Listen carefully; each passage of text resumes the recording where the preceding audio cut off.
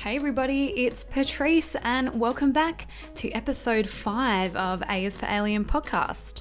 I'm really excited about today's episode because originally I was planning on doing another topic and then literally at about 11 o'clock last night I had a stroke of genius and I had to change everything. A lot of people don't realize this about me, but I'm a huge nature lover. Like I love the outdoors, I love camping, hiking, star watching, all of that kind of jazz.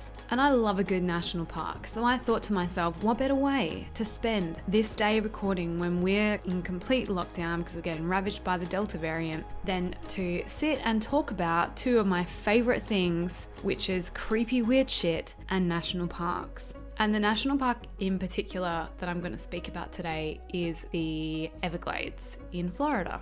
I feel like all national parks have a certain level of creepiness and you don't have to go too far on the internet to find David Pilates and the Missing 411 to kind of put together that there's some fucking weird shit that happens in natural areas. I mean, weird shit happens in built up areas too, but I just feel like the natural environment and that extra element of the unknown adds to the creep factor. Before we get much further though, if this is the first time that we have met, let me introduce myself. My name is Patrice, I'm a Gemini, I live in Australia, have a dog called Augie, and I enjoy talking about strange things with strange people. This is my main series, A is for Alien. I also have a side series called T is for Tangent that I tell slightly shorter form stories, kind of focusing on whatever my long form podcast is about that week. The smaller stories come out on Mondays and my main series is released every Wednesday. We're up to E, so we're like up to the 5th episode. So we're, a month and a half old, which is kind of cute. I'd love it if you come and join me on my social media pages. It's A is for Alien podcast. I do have to warn you though that majority of the time it's just me like posting songs. Yeah, but it's my Instagram, so I can do what I want. Alright, so things are going to be a little bit different for this week's episode, but that's because variety is the spice of life, not because I'm underprepared. I could have prepared if I wanted to, but when you're stuck in your house for a week, other shit gets done, like your sock drawer gets sorted out and you clean out your pantry and all of that because you procrastinate about things and you like have an existential crisis. And anyway, so I'm from Australia, but everybody knows about Florida Man. He's probably Florida's most famous export. If you don't know, how the Florida Man trend works is what you're meant to do is you put Florida Man and then your birthday, and there'll be some like outlandish fucking news article. So just so you know, my one is Florida Man gets head-butted by an alligator. Or the second one is Florida Man pulls gun on chief's daughter over cream cheese at Starbucks. I really enjoyed that one. And then there was another one that said man hits father in the face with pizza after learning he helped deliver him. So in the spirit of Florida Man, what I've gone and done today is I've created a wheel of names, which is basically like, I don't know if you guys have it in America. I assume that you do, like Wheel of Fortune, how there's like a wheel and it's got all different names on it and you spin it and then whatever the little picker lands on, that's, that wins the prize, whatever. But in this case, what I'm going to do is I've written down like a whole heap of weird shit that I could just think of off the top of my head. So the list is UFOs, Bigfoot, reptile men, ghost ship, apparitions, murderers, alien abductions, missing persons, witches, flying humanoids, dinosaurs, demonic possession, haunted houses, ghost towns, river monsters, zombies, lady in white, black-eyed kids, alien black cats, and urban legends. So that's 20. And I just thought that what I'd do is I'll spin this wheel and then whatever entry it lands on, I'll just put Everglades National Park in front of it and we'll see what comes up. Because when I started doing research for this, it's so vast that you almost do need a randomizer to even like choose what you want to speak about because there's so much. It's literally like it's a crazy, unique place, even down to its how it looks, like the biology of it, the bioecology. Oh my God, don't talk like you know what you're talking about, Patrice, when you fucking don't. What am I trying to say? The ecosystem. The ecosystem is so unique. Apparently it's one of the only places in the world that has this specific ecosystem it has. So it's already unique in that respect, let alone the fact that heaps of fucking weird shit goes on there. Okay, let's spin the wheel and find out what the first strange topic we're going to look into that happens at the Everglades National Park. Let's go. And it's spinning and it's slowing down and reptile men. Reptile men. Let's have a look. Let's Google search it. Alrighty, of course there's a reptile man here. Apparently reptile men, lizard men, whatever you want to call them, have been seen in the Everglades region in Florida since the 1700s. And it's kind of a popular story, I guess, like in the US, in these kind of marshy, swampy lands. So they're normally described as being humanoid alligator-like creatures, about 5 foot long, complete with scales, muscular body, tapered tail, and like little kind of stubby reptilian arms. And of course, what lizard reptile man would be complete without a mouth full of like jagged fangs? People say that they've heard them speak and they have this kind of guttural language, and even can use like primitive tools. The first story that comes up is a story of Jake the Alligator Man. And I don't know if you guys have heard about this or not, but a man called Wellington Marsh Sr. found the alleged corpse of one of these alligator men, and he turned it into a taxidermy specimen. And so he stuffed the corpse and then took it back to his gift shop and put it on display. So that was in 1967. And yeah, if you look at the pictures of Jake the Alligator Man, I'm going to say that that's a fucking hoax straight off the bat. It reminds me of those weird like mermaid kind of looking things, except for it's half a monkey, half an alligator. It's not pretty. You know, upon further Googling, there doesn't seem to be a lot of like lizard man kind of chit chat. Like I couldn't really find anything to back up this 1700s lizard man chit chat. So I don't know if you have heard of lizard men in like the Everglades or in Florida in general, like, you know, send me a link because I'd really be interested to read it, because the only thing that I can really find that's kind of recent is a post from the Palm Beach Post, which talks about the lizard man who now has his own Twitter account from 2015 saying that he believes that Sasquatch is a hoax. So I don't know. All right, well, we're not off to a great start. So that's a fucking no for reptile lizard men in the Everglades. Let's see what our next spin will say. Let's see if we'll have a little bit more luck on this one. So what is it going to be? Let's have a look. Haunted houses. Let's see, is there any haunted houses in the Everglades? Okay, so the first name that comes up doesn't really surprise me because it's someone who I've seen mentioned before when it comes to Florida and haunted places in the Everglades, and that is a man called Edgar Watson. And he was, by all accounts, just a really fucking bad kind of dude. Bad temper, you know, there was rumors about him being a murderer for a really long time. So Edgar Watson, I was gonna say Edgar Mitchell. He's a fucking astronaut. So back in 1910, Edgar Watson lived in a place called Chokoloskee Island. And, you know, a lot of people say that it was kind of like a bit of a lawless place. Like, so, you know, you could be a bit rough around the edges, I guess, and go and live there and kind of not really have anyone to answer to at that point in history, I guess. So the legend goes that Edgar Watson, who was born in 1855, kind of had always a little bit of that like violent streak in him, and as a young man he would get into lots of fights, and that eventually led to one of his first murders. He was then an outlaw and he fled to Oklahoma. He originally came from South Carolina, fled to Oklahoma, and that's where he met the famous American outlaw Belle Starr, and she lended land to him. So she used to hang around with people like Jesse James and Cole Younger and other kind of notorious Wild West outlaws. And she got convicted of horse theft in 1883. But when she was paroled, she was told by this judge that she couldn't hang around them anymore. So basically, Edgar Watson, who had been hanging out in Oklahoma, she knew that he had a warrant out for his arrest for the murder that he committed in Florida.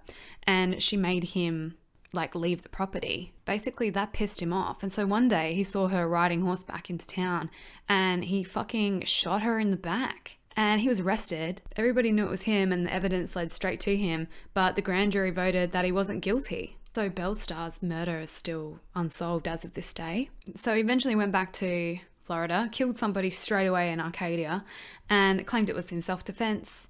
But he kind of knew that he's probably going to have to fucking start laying low a little bit, and that's what eventually pushed him to the Everglades. Moved out there, basically started a new life. So he purchased 40 acres on Chatham Bend, built a large house and began farming.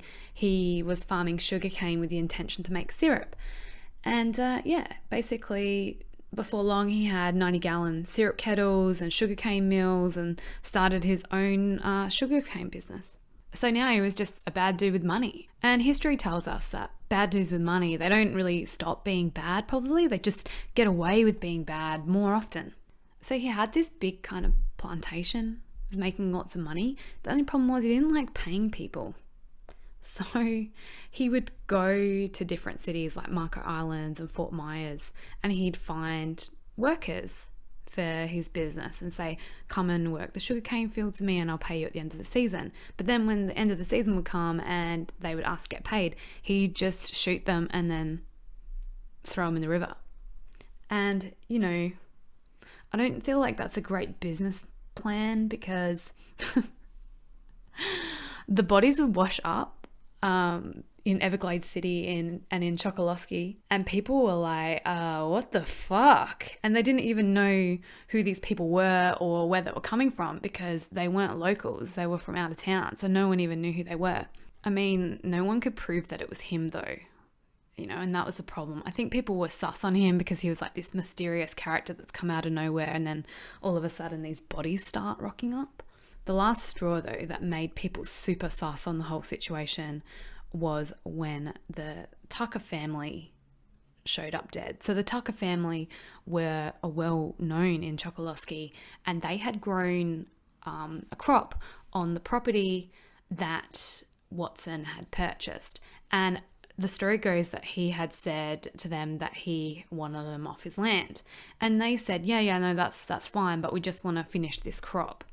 And he didn't really take to that very well, and apparently he murdered them and threw them in the river. The authorities and the locals began to suspect him for the murders because obviously he had a motive to kill them, because there'd already been this kind of little quarrel, I guess, about the land. I guess he kind of knew that the fucking game was up. So he turned around and he said, look, I didn't kill the Tuckers, but I know who did. It was my foreman, Leslie Cox. People went to Fort Myers to report what had happened because there's obviously murder and lawlessness and all this kind of stuff. And the Lee County Sheriff was just kind of like, well, you're shit out of luck because that area of Chatham River, that's considered Monroe County. And we've got no jurisdiction over there. So sorry. So this put people offside instantly because they didn't fucking believe Watson. They didn't believe that his foreman Cox was killing people. They believed that he was killing people. And then when they went to the police told them that, well, if people are dying there's nothing really we can do about it. Which, I just feel like that's a catalyst for vigilante justice. Also around this time, there was a body of a woman called Hannah Smith who had been found in the river as well. She was known to live at Chatham Bend, and so she was living up there with a number of other fugitives, one guy called Sip Lindsay.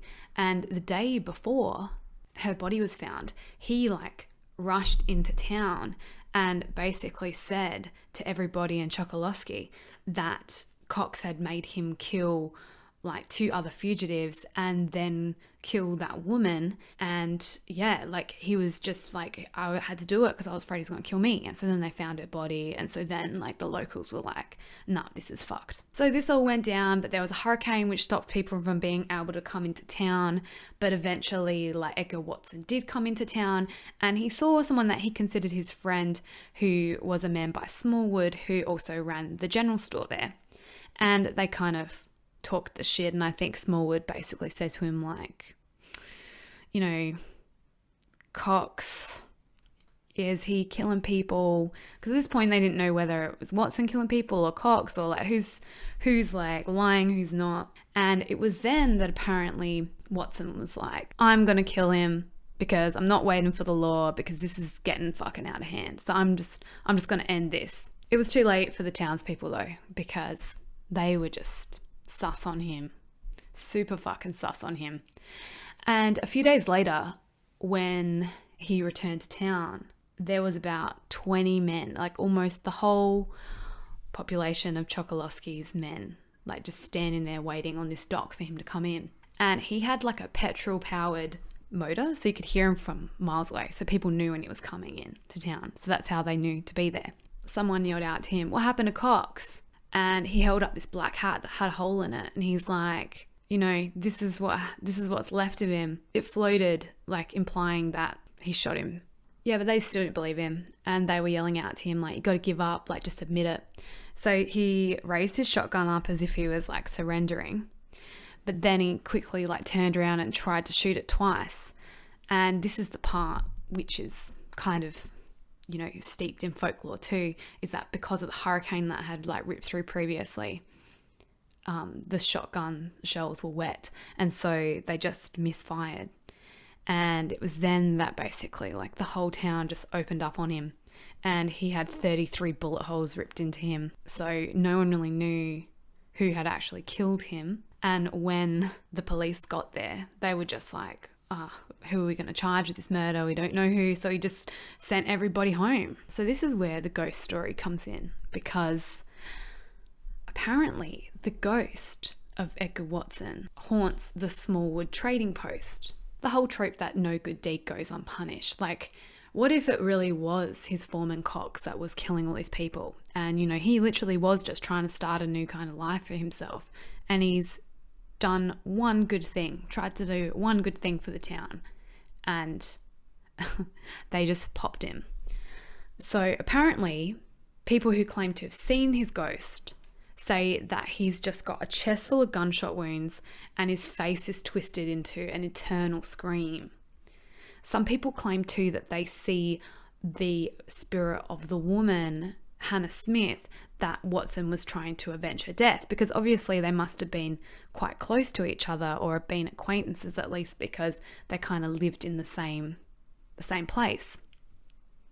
So they say that her ghost had followed him to the trading post, you know, on the boat that day or whatever. And when he was gunned down and murdered, that she was unable to rest as well. And so when he died, her spirit joined hers in torment, and now they kind of like live there together. But the weird thing about her ghost is that when people claim to see her, is that it's almost like she's barely recognizable as a human. In fact, they see her in like a rotted form, almost like zombie-esque. So the way that people have seen her the most that I've seen is that it's the classic something behind you when you're looking in the mirror at night kind of trope. And so she's there trying to like brush her hair and crying, but she's like a fucking zombie. And yeah, imagine just seeing that behind you in the mirror, and then you turn around and there's nothing there. But for that split second, you thought that you were gonna come face to face with a real zombie. That story actually kind of ticks off quite a few from my spinny wheel, because I had like on there murderers and zombies and all kinds of stuff. So that kind of like took out a few. All right, let's give it another little spin here and see what happens. Alrighty, so it landed this time on river monsters. So let's have a look.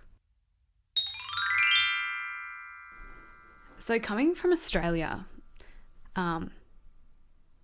we've got interesting kind of freshwater, water cryptid spirit stories like the bunyip, but we don't really have kind of water cryptid stories like what seems to be popular in America. Like every single lake has some kind of river or lake monster, because here in Australia we have actual like fucking monsters that live in the rivers, like saltwater crocs and things like that. So we don't need made up ones, because there's like legitimate prehistoric massive fucking animals that will eat you and stuff you under a rock that live in our river systems.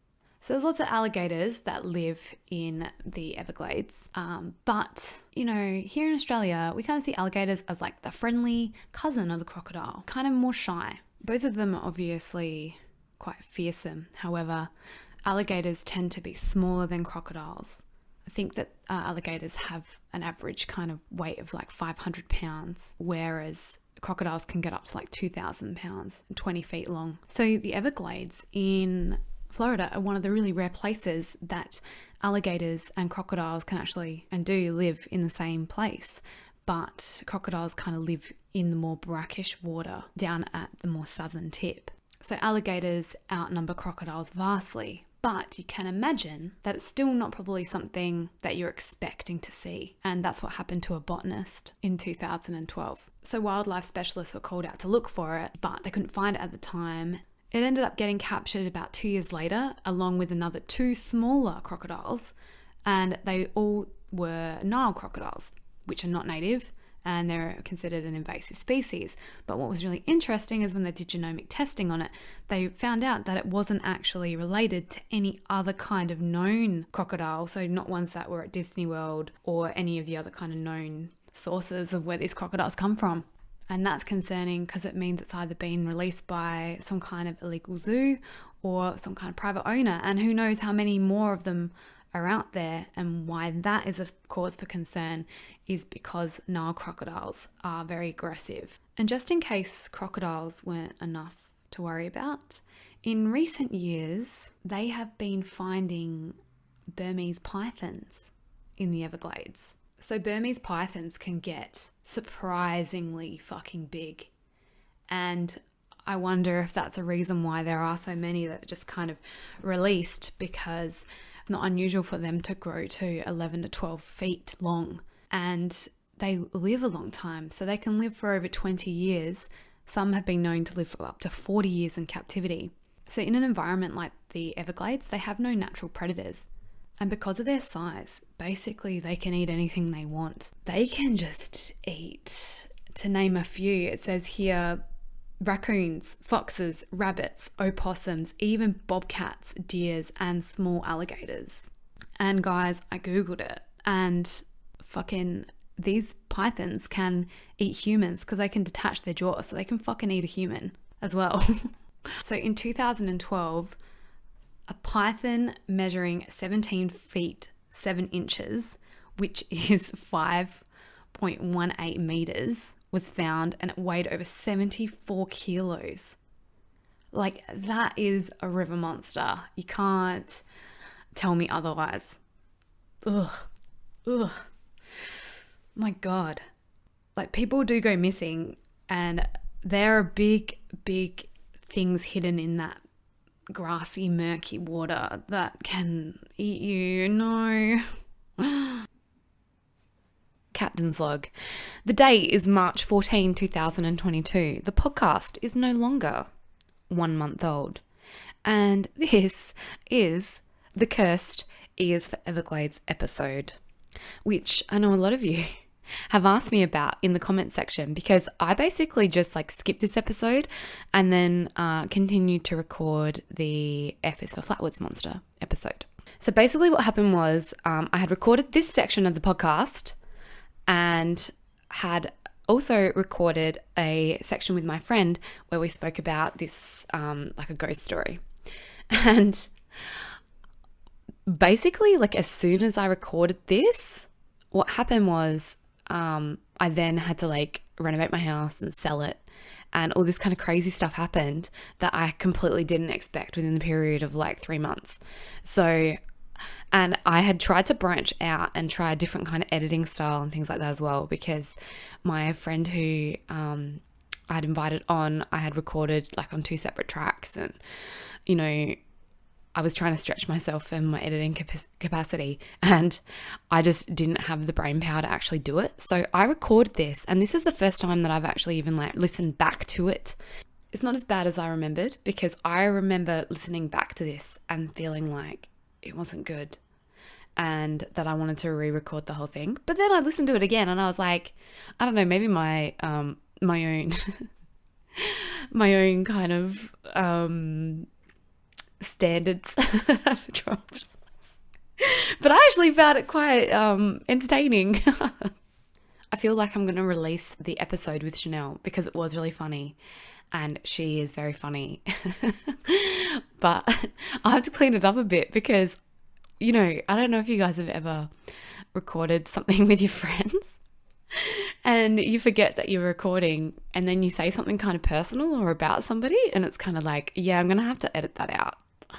And I think I have to go through and like really properly listen to what we spoke about. So it's kind of strange that I've gotten this far in without even mentioning Skunk Cape. I think when I had made that little like spinny wheel thing, I was so sure that that was going to come up, and, you know, 25 minutes in it didn't. So I think that's how we're going to finish this episode off, because as some of you know, even though my namesake for this podcast is about aliens, and I do love, you know, UFO phenomena and abductions and alien stories and all that, deep down I am a cryptid girl, and I do love all and every kind of Bigfoot, Yeti, Sasquatch, Skunk Cape stories. And, you know, everyone kind of associates Bigfoot with the Pacific Northwest and, you know, Sasquatch further north in Canada. But there are some pretty full-on crazy stories coming from Florida, with multiple witnesses and really good photographic evidence. And I feel like it's kind of, you know, the less famous cousin of Bigfoot and Sasquatch, just stuck down there in Florida.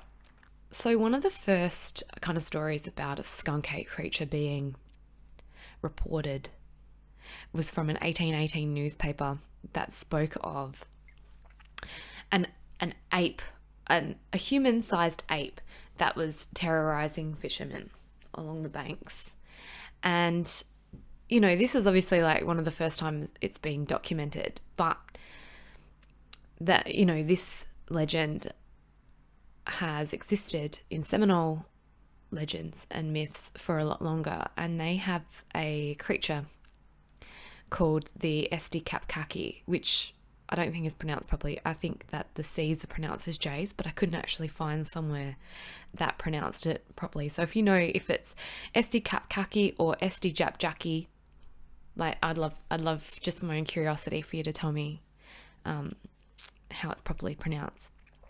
But anyway, like the Seminole legend is that there is this carnivore who, you know, I think that term translates to tall man, who's a carnivore that, you know, smells like a mixture of wet dog, skunk and rotting eggs, which is also what the modern iteration of this creature is described as smelling too. So in general, when people describe what it looks like, they say that it has shaggy reddish to brown hair and stands approximately 7 feet tall, weighing around 400 to 500 pounds. And of course, the notorious rotting meat, dog, and rotting eggs, skunk smell.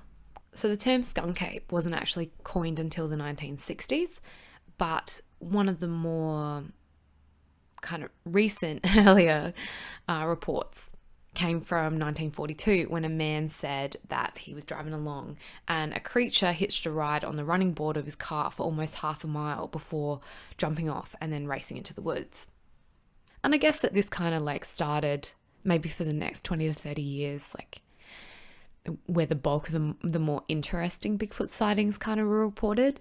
And, you know, this is obviously prime Patterson-Gimlin footage time as well. So I think like skeptically we have to kind of have that in our mind. Like there was a lot kind of going on with Bigfoot at this time, you know, like there were movies coming out and, you know, all kinds of stuff like that too through the 60s and 70s. Yeah, so I don't know. Sometimes I feel like the stories coming out of this era should be probably taken with a grain of salt because some of them are quite dramatic. Having said that though, there's a man called Dave Shealy who claims to have first seen the Skunk Cape in 1973 when he was 9 years old. A few years after his father had discovered a set of huge footprints, he was deer hunting with his brother Jack in the Big Cypress National Preserve.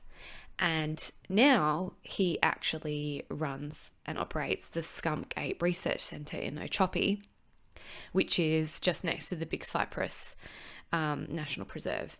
And, you know, I think he took some footage in 2000 that, you know, has been shown on the Smithsonian website, and there's a bit of a write-up about him in the Smithsonian magazine.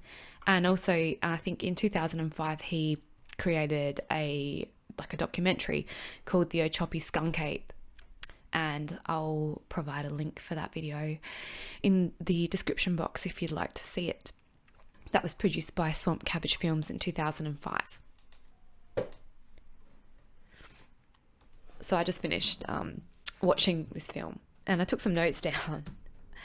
And, you know, first and foremost, straight off the bat, I love it when people get out there with their camcorders, with whatever they have, and they can, you know, document these kind of hometown legends and stories from their hometown. Because, you know, there's a lot of old boys in this video and they wouldn't be with us anymore. So it's just really kind of cool to, even from just, you know, a historical perspective, to be able to record people in their own voice, like talking about experiences that they've had growing up or in the places that they've lived for their entire lives. So I find that really cool. And, you know, the second takeaway from this film probably is the fact that I don't think it's ever been in question that, you know, Gladesmen, as they like to be called, are soft, because they're absolutely not. Like, these people are hard people, man. You can just tell from watching this, like, that the place that they live in, like, it's a hard landscape. So in the documentary, there's this story that Dave tells from 1963 about a bunch of guys who were out there hunting, and they were cooking beans on the stove, and there was this old oak tree which kind of like reached out over the cabin, and apparently they were cooking up some beans, playing cards, and obviously the skunk ape had climbed up the tree and had climbed out on this limb to kind of like try and smell what they were cooking, and he fell off the limb of the tree, crashed through the ceiling and smashed onto the card table that all the guys were playing on. And like, obviously everyone was in shock, the skunk ape included. And then the skunk ape got up and like took out half the wall running away before anyone was even able to get, you know, a shot in or grab their guns or anything like that, which, you know, is understandable because that would be, you know, a completely shocking event. And that's what I mean by these stories. Like, they're real dramatic stories. Like, that's not just like, you know, I saw a skunk ape and then it ran away, or I saw an amorphous blob in the distance and I thought it was a skunk ape. Like, you know, that's either a completely fabricated lie or it happened. And, you know, I feel like that's half the fascination that I have with these stories, because they're either complete lies, just, you know, guys talking shit, or, you know, that truly happened. Another dramatic story is from 1974, where a Lake Worth farmer called Buddy Sterrett said that a skunk ape lifted up one of his hogs in front of him, weighing over 100 pounds, and ripped it to pieces. In that same year, a man called Richard Lee Smith slammed his car into something near the intersection of US Route 27 and Hollywood Boulevard on the eastern edge of the Everglades in Pembroke Pines. He initially thought that he'd hit somebody, so you can imagine his shock when, like, instead of a person standing up, there was like this 8-foot tall hairy creature that like roared at his car and charged at it, kind of pushed it. And he like revved up his engine and kind of took off. But then apparently over the next couple of hours, people were reporting seeing like a limping giant, like a limping being along the road. And officers were dispatched. And, you know, to their surprise, they saw this huge limping creature too. You know, so they called that in, but it disappeared into the brush. And, you know, that's a really interesting thing, which the documentary that Dave Shirley filmed shows, is he's got this footage of just how easy it is to disappear in the sawgrass. Like, I counted it and it probably would have been like 3 paces of just a regular sized man, and he had like completely disappeared, and that was with his hands up in the air, you know. So a few years after these sightings took place in 1977, a Vietnam War veteran and former police officer called Charles Stokeman, his wife Leslie and his 3 children had an encounter with the skunk ape. So the story goes that his son, who was 13 at the time, and he were collecting bottles at the back of their property when they looked over and saw, like through the mangroves, this 8 or 9 foot skunk ape. This freaked the dad out, as it would, and he actually then like cleared a whole heap of kind of trees and scrub from around his home in an effort to deter whatever this was from getting too close to the house where his wife and kids were. In addition to seeing it, he also said that he could smell it. So it smelled like a big, wet, dirty dog, and said that it was making a noise like a high-pitched wailing. And so after he'd cleared about 30 foot of this kind of scrub and trees from around his house, what was concerning him was that the smell was persistent every night. So even though he couldn't see it, he could smell it. So he knew that it was still kind of stalking his family. And those kind of events kind of accumulated when he finally got a visual on it and called in to the local law enforcement, because he'd seen this creature again, but it was crouched beneath the cover of a shed on one of his properties. So they sent someone out there to investigate it, because obviously these people were kind of scared. I don't think that there was any kind of evidence that was collected that night or anything that was documented by the police. But what did end up happening was the wife, Mrs. Stokeman, decided to leave, because she actually ended up seeing it herself too, and she saw it like about 30 feet away from her bedroom window. So yeah, that'll do it. So apparently the husband, though, he decided to stay back, and he stayed there for a month, slept with a shotgun every night, because he wanted to, like, you know, see and catch whatever this thing was. But after the wife and kids left, the skunk ape wasn't seen again. And I mentioned it before, but I'll mention it again. Like, stories like that, you know, this guy was a Vietnam War vet and a former police officer. And not only that, like, choosing to live out there in this environment, you know, it's pretty extreme. Like, even just, if you just even have a look at footage, if you watch, you know, David Shirley's video that he's made, like, any of the people that they interviewed, like, I wouldn't accuse any of them of lying, because they just seem like, you know, genuine kind of small town people that, you know, they don't really have any reason to lie about seeing stuff like that. I mean, I guess you've got that whole kind of just like, it's just for fun, like, you know, propagate a little bit of an urban legend, and there's all of that goes with it. But I don't know, when you have, like, I feel like it crosses a line when you're calling the police and you're, you know, kind of harassing government departments, to kind of propagate, like just a funny story. So arguably in the last 30 years, the last 20 to 30 years, some of the most famous Skunk Cape documentation has occurred. So I feel like, for me, when I hear Skunk Cape, I think of the Mayaka Skunk Cape photographs. I guess the reason that they're so compelling is because, there's been lots of people who have analysed those photographs and, it's been determined that it is in fact primate.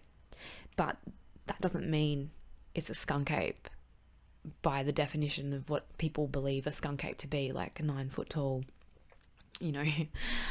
mythological creature, I guess, that's living in the Everglades. But the story itself is quite interesting. So on December 22, 2000, there was a letter signed by a woman sent in to the Saratoga Sheriff's Department saying, "God bless, I prefer to remain anonymous." And what was enclosed in the letter was a series of photographs of a very clearly primate-looking creature hiding behind some ferns. So I'll read you the letter in its entirety that was sent with these photographs. So it says, "Dear Sir or Madam, enclosed please find some pictures I took in late September or early October of 2000. My husband says he thinks it's an orangutan. Is someone missing an orangutan? It's hard to judge from the photos how big this orangutan really is.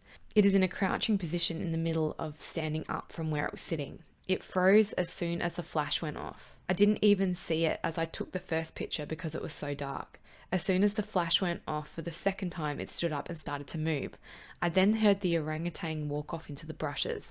From where I was standing, I judged it being about 6.5 to 7 feet tall in a kneeling position. As soon as I realized how close it was, I got back to the house.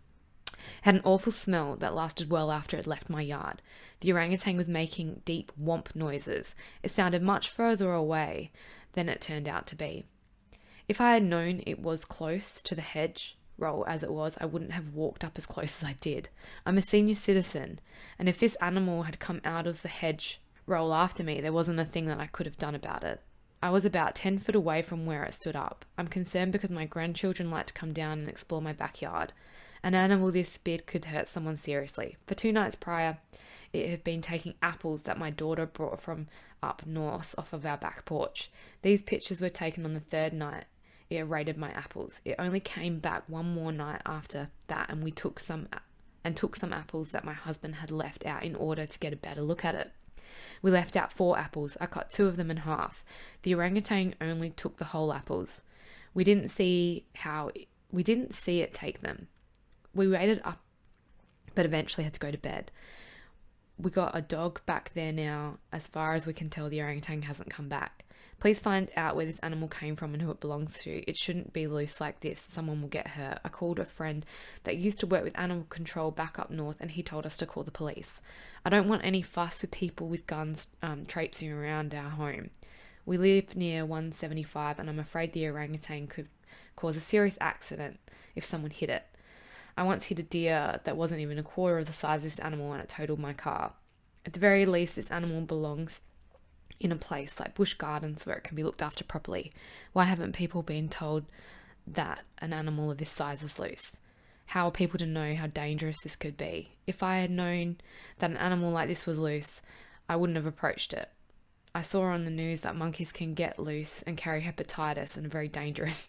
Please look after this situation. I don't want my backyard turning into someone else's circus. God bless. I prefer to remain anonymous." So when you look at this picture, it absolutely looks like an orangutan. And even on Lauren Coleman's website, he speaks about how the forehead lines and the teeth, they all look very orangutan-esque. And, I guess if you had just seen the photos and not read the letter, or believe that the letter is genuine, like if you believe that the letter itself's a hoax, but maybe the photos itself aren't, you would just think that it's an escaped orangutan. There's a few points in that letter, though, that are interesting to me. And, first and foremost, the one that sticks out the most is the fact that, she describes it as being 6 to 7 foot tall in a kneeling position. And, a quick Google search tells you that a Bornean orangutan is about 1.2 to 1.4 meters tall. And a Sumatran orangutan is 1.4 to 1.8 meters tall. And that's standing. So it's kind of strange though how she mentions that it's hard to tell how big this thing really was, but then goes on to give a pretty detailed description that she thinks it was, 6 to 7 foot tall in a kneeling position. I don't know. The fact that you could still maintain that it's an orangutan that's 7 foot tall in a kneeling position is like, it's not an orangutan if it's 7 foot tall kneeling, because orangutans they're not even 7 foot tall when they're standing up, and that's the larger ones. She goes on in the letter to continue to say that it was making like a whomping noise. I just listened to some soundtracks of noises that orangutans make, and it actually made me a little bit emotional because I actually think it sounds quite beautiful, and to think that these beautiful animals are really endangered and at risk in their native habitat makes me really sad. And I really hope that it wasn't actually an orangutan in the Everglades there that had been kept as an exotic pet. But I wouldn't describe the noises that it makes as particularly, whomping like it. They're described as making calls that are more like something called a kiss squeak when they're upset, or they make this kind of like raspberry, like blowing a raspberry kind of nesting call. And they say that infants sometimes make like hoots as opposed to whomps. And, I actually think that orangutans are known for being quiet. They're not really known for making lots of calls. Another point in the letter that it makes mention of the terrible smell that tended to like linger. So that kind of like defense mechanism musking, which you hear quite popular in, Bigfoot encounters. And another really interesting point that people in the know about, Bigfoot encounters and Bigfoot sightings, they talk about how it sounds further away than what it really is. So it's almost like if this creature does exist, it has the ability to almost throw its voice to make it appear like it's further away, so that, say if you were looking for it, you could actually like move in the direction of where the voice is coming from, instead of realizing that it's only like, a couple of paces in front of you. I guess the thing is about these stories is that for all the reasons that make it kind of sound plausible, if you actually do truly believe that it's a little old senior citizen lady that's written in this letter of concern to the police department, it's also for all of those same reasons, like, the over-exaggerated kind of feigning of ignorance, but also in the same breath, like describing literally everything that anyone who knows a thing about Bigfoot sightings knows is associated with Skunkfoot, Sasquatch and Bigfoot. Like, that makes me believe that this letter is actually a hoax. So I did a little bit further digging, and there's this guy called Justin Arnold, who people attribute the Mayaka Skunk Cape photos to being one of his original kind of hoaxes. And, people believe that it's actually a Photoshop composite. And I don't know, like being someone who's quite familiar with Photoshop, I feel like this isn't really a Photoshop composite, but I don't know. I'd love to know your opinion on that. So in this subreddit, which I found on the Bigfoot Reddit page, the OP, a guy called Barry Spence, who's a skeptic, claims that, Justin's a known serial hoaxer, and he does list a lot of other hoaxes that he personally attributes to Justin Arnold, including two-headed alligator photographs from 2014, swamp gorilla photographs from 2015, the Lettuce Lake video from 2015. And the reasons that he believes that it was this hoaxer who was responsible for those photos from 2000 was that the guy's parents live in the Sarasota metro area, that the house that Justin's parents live in have the dwarf palmettos, which is the same kind of fern which is found in the photos, that they were mailed to the Sarasota Sheriff's Department Animal Control, which is close to where his parents lived, and that also the passages written by this old lady also parallel passages in 2 of Justin's other known hoax letters. This guy also purports that the photograph of the Bigfoot displayed at the Ripley's Museum in Dells, Wisconsin, shares the same pose, proportions, silhouette, and hairdo of the photo taken of the Mayaka Skunk Cape. Like, I've seen the photo that this skeptic's trying to say is photoshopped, and I still don't believe that this is a Photoshop photo. Like, the eye shine on the Skunk Cape and everything like that, like, is very convincing. And I think, like, 2000s Photoshop was still good, but I don't know, I used Photoshop a fair bit, like, in the early 2000s, and even now it's not really an intuitive program. Like, you kind of have to know what you're doing. I guess, if you were a hoaxer, I don't know, have a look at both of the photos, and, like, I'm really interested to know what you think. I think that this was a legitimate photo of something physical taken, not a 3D rendered composite. I'm not saying that I entirely believe that it's a skunk cape, but I definitely believe it's still a photo of something very much alive. After researching and going through, these stories and watching Dave Shilley's film, there's a few things that I think are, kind of important to note when we're talking about Skunk Cape and the possible existence of a Skunk Cape, both skeptically and, possibly what could be in its favour of existing. So firstly, like, the mangroves and the swamplands are vast, and they are, like, what I would consider to be an extreme landscape. And so I feel like, the investigation of this phenomena would be kind of harder for, maybe a third person coming that's not not familiar with the local landscape to actually come in and research it, because I feel like you do actually need a certain level of local knowledge to be able to safely kind of explore this kind of area, because just even watching those videos, like, it all kind of looks the same to me, and I feel like it would be really easy to get disorientated when you're literally just surrounded by waterways and sawgrass. And it's oppressive territory too, because it's like humid, hot, mosquitoes, there's gators out there, there's like pythons, there's lots of other things that pose a danger to you as well. So you have to make sure that you're safe when you're researching this kind of phenomena. There was an interesting comment that someone made in the video that I watched about alligator holes, and something which people say is that if they see a skunk cape, it seems to disappear really quickly.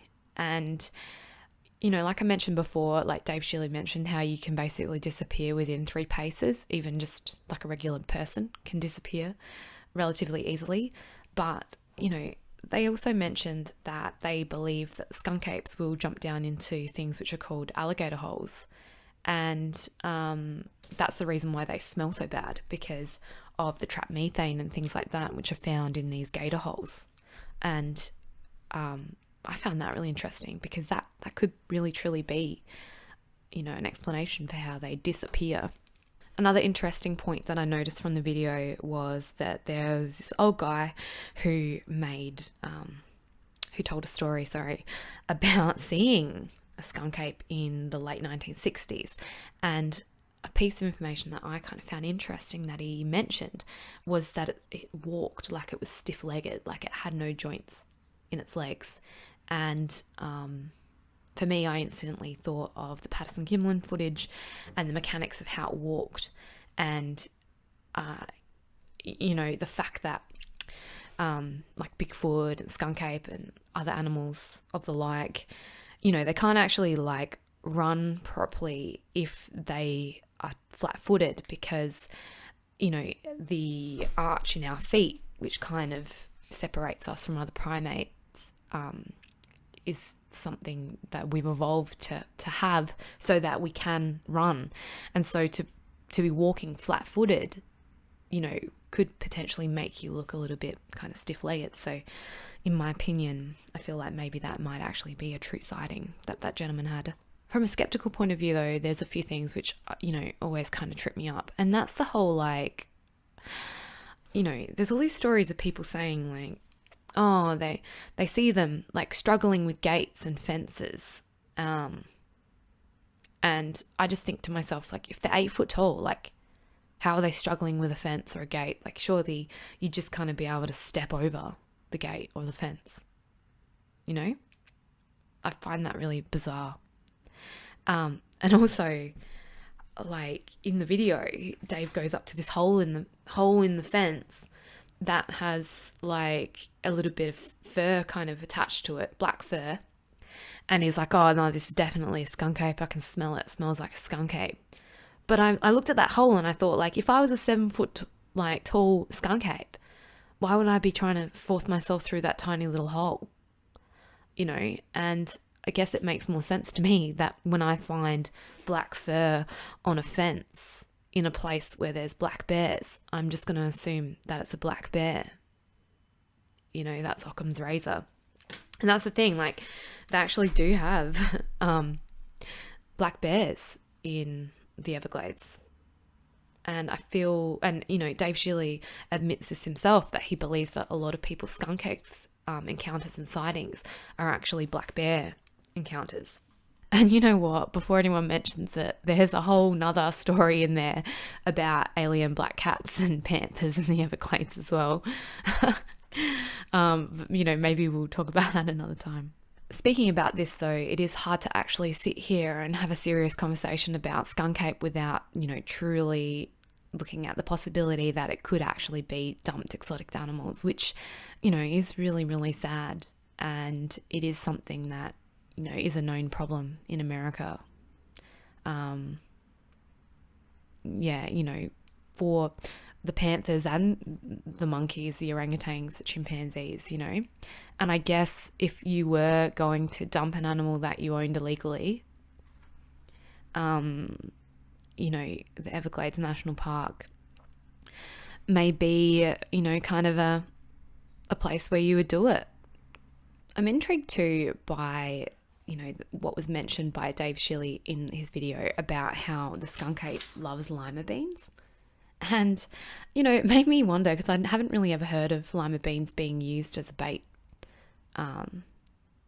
for, other kind of Bigfoot or Sasquatch in the Pacific Northwest or anything like that. So, if you've ever been out squatching yourself or looking for Bigfoot in the Pacific Northwest or anywhere else, it'd be really interesting to hear if you have used lima beans and had success with them like they seem to have in Florida, or not, or if you're prepared to give it a shot and see what happens. And lastly, I'll mention too that they did kind of bring up the old conspiracy, I guess, which always seems to come up when we speak about employees of the Park Service, that people tend to believe that maybe there's this unspoken rule that if you're ever, told or see anything to do with these, elusive ape-like cryptids, that you're not meant to say anything or tell anybody. And I always find that really interesting, just how little trust there is in officers of the park services when it comes to mysterious phenomena. I can't help but think about David Paulides and everything that he speaks about, and it appears that that's something which is living well in Florida as well. When that video was made in 2005, they threw up a little graphic saying that there'd been 300 complaints to the park services in the 3 years prior to that video being made. So if you're listening to this and you work for the park services, or if you are listening to this and you've made a report of something strange that you've seen and had a negative experience with that, I'd really love to hear about it and hear back from you. Alrighty, well, I reckon that that's going to be about it for the Everglades episode. I hope that you enjoyed it. And if you are from Florida, if you have been to the Everglades, and if you have a really creepy story of something that's happened to you there, whether or not it's about anything that I spoke about tonight, or if it's something, completely unrelated, I'd love to hear from you. You can email it to me if you like at asforalienpodcast@gmail.com. Or, of course, you can also leave a comment down below in the comments section if you're listening to this on YouTube, so that other people can see it. I'd like to take this opportunity too, just right now, to say if you aren't subscribed to me and you'd like to be, please click the subscription button now. And always love having these chats with you. I'm really sorry that it took over 6 months for this episode to be finished and edited and uploaded. The Cursed Ears for Everglades episode. And keep an eye out in the future for the bonus episode that I'll release with the interview with my friend Chanel, where we talk about a creepy story. So once again, thank you so much for joining me. I love your company. I love your opinions. I love hearing from you. Don't be a stranger. And thank you so much. I guess I'll speak to you soon. This is going to come as such a shock to you guys because I only released an episode last week. So let's hope we can keep it up. All right. See you guys. Bye.